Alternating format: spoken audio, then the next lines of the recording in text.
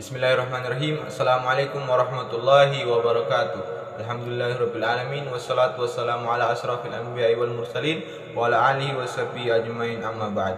Alhamdulillah, pada kesempatan kali ini izinkan saya memperkenalkan diri saya. Nama saya Afriza, mahasiswa jurusan Pendidikan Agama Islam semester 4 dengan NIM 22101115. Pada kesempatan kali ini saya akan membahas potongan hadis Rasulullah Sallallahu Alaihi Wasallam untuk memenuhi salah satu tugas mata kuliah hadis tarbawi di jurusan Pendidikan Agama Islam. Adapun hadisnya sebagai berikut. Baik, adapun hadis yang pertama, langsung saja saya bacakan redaksinya. Man taraka ramya ba'da ma'alimahu ragbatan anhu fa innaha ni'matun kafaraha.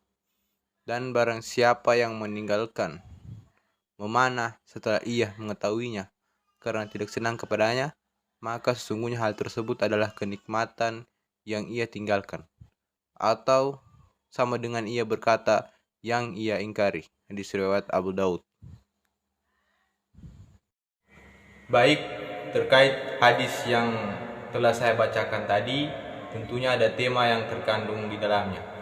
Tema atau pembelajaran yang dapat kita petik dari hadis tadi adalah tentang pentingnya menghargai dan memanfaatkan pengetahuan dan memanfaatkan keterampilan yang kita miliki.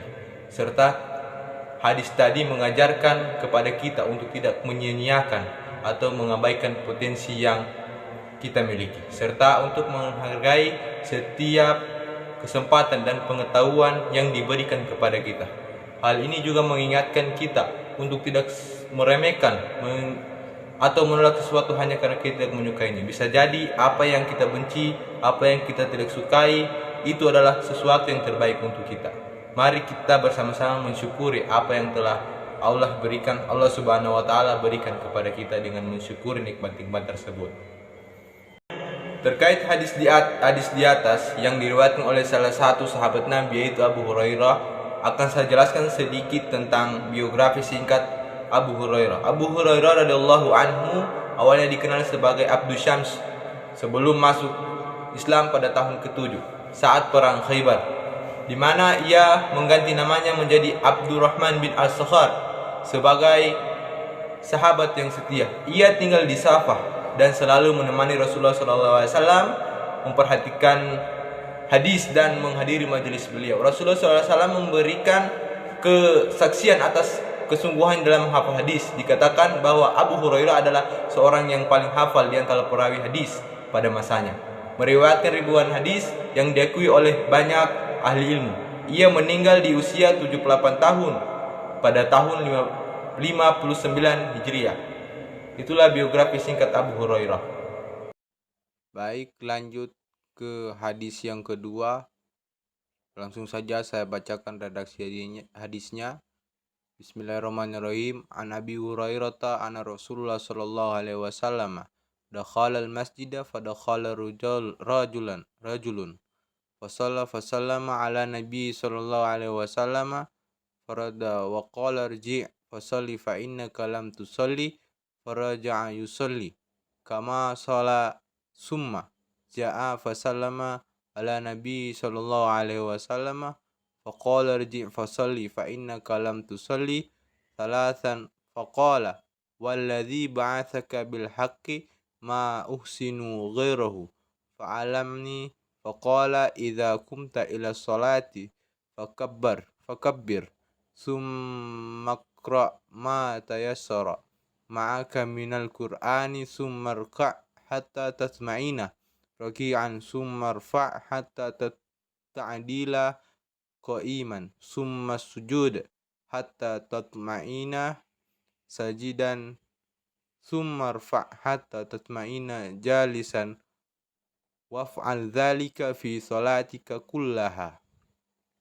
Dari Abu Hurairah radhiyallahu an bahwa Rasulullah SAW masuk ke masjid, kemudian ada seseorang laki-laki masuk juga untuk melaksanakan sholat. Setelah sholat memberi salam kepada Nabi SAW. Nabi pun menjawab dan bersabda, ulangi maka sholatlah, sesungguhnya engkau belum sholat. Laki-laki itu mengulangi sholat. sebagaimana yang telah dilaksanakan. Kemudian datang memberi salam kepada Nabi.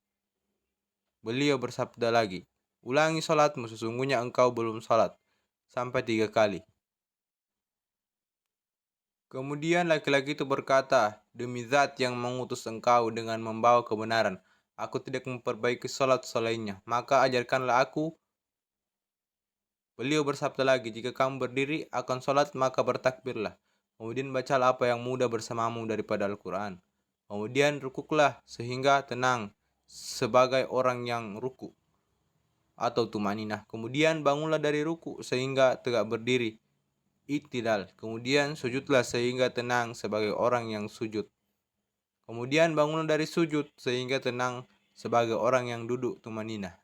Dan kerjakanlah demikian itu di seluruh salatmu. Hadis riwayat Bukhari dan Muslim.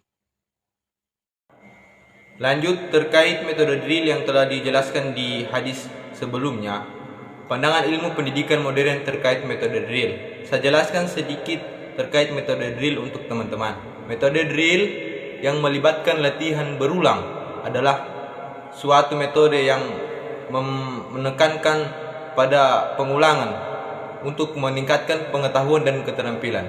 Pertanyaannya, apakah masih relevan metode drill di zaman sekarang? Tentu saja iya, masih relevan.